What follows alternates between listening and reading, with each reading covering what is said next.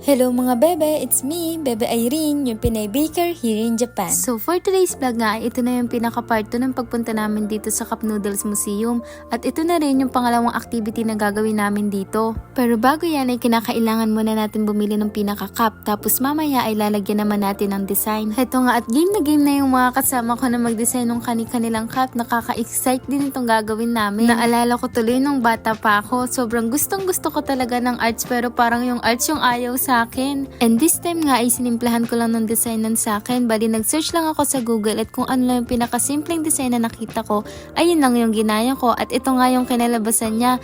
Bali kinulayan ko nga lang yung pinaka-cup noodles na word tapos nilagay ko itong pangalan ng page ko na Bebe Irene.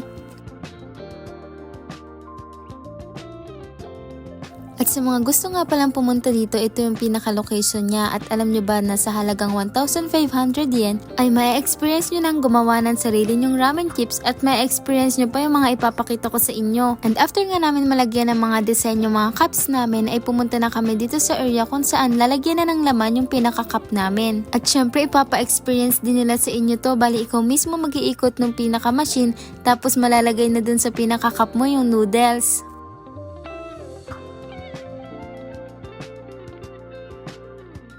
And after niya na ikaw din pipili ng pinakagusto mong flavor. Bali ang pinili ko dyan ay seafood. Tapos pipili ka din ng 4 na toppings na gusto mong ilagay dun sa pinaka-noodles mo. After nga nila malagay yung toppings at yung flavor na gusto mo ay ilalagay naman nila sa machine na to para malagay naman yung pinakatakip. And after niya na ilalagay na nila sa pinaka-clear na plastic tapos ilalagay nila sa isang machine kung saan masisealed na yung pinaka-cup noodles mo.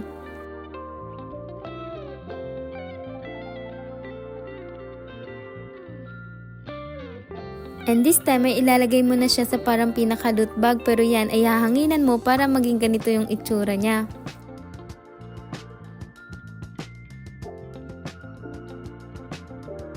And after nga sa activity na to ay eto na yung area kung saan pwede mo makita lahat halos ng flavor ng cup noodles na nabibili natin sa convenience store. And alam nyo ba mga bebe na nag-start ang paggawa ng ramen noodles noong 1958 at alam nyo ba na ang unang flavor na nagawa nila ay ang chicken. Nakaka-amaze nga dito sa instant ramen tunnel nito kasi makikita mo talaga yung pagbabago ng mga packaging nila at makikita mo rin yung mga naiimbento na nila ng flavors. Noong 1971 nga pala ay unang naimbento yung pinaka-cup noodles.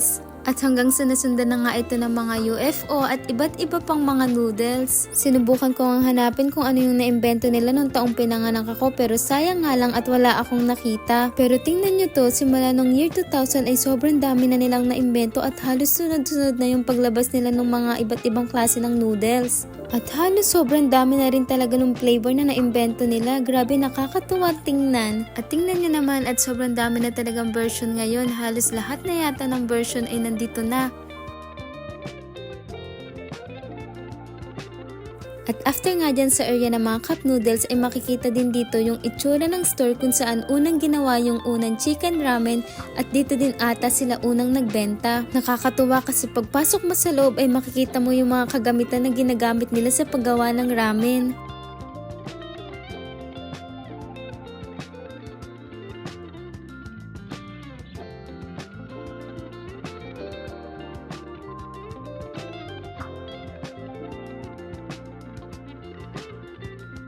Nakakatuwa nga kasi dito sa may gilid ng store ay makikita mo itong kulungan ng manok. Siguro ganyan yung mga itsura ng manok na niluluto nila dati.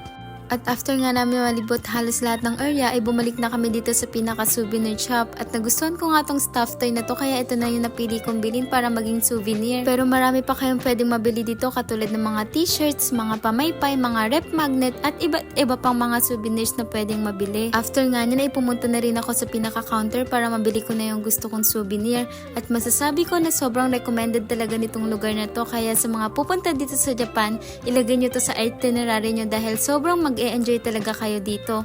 So yun lang mga bebe, thank you for watching. Follow my page for more. Bye!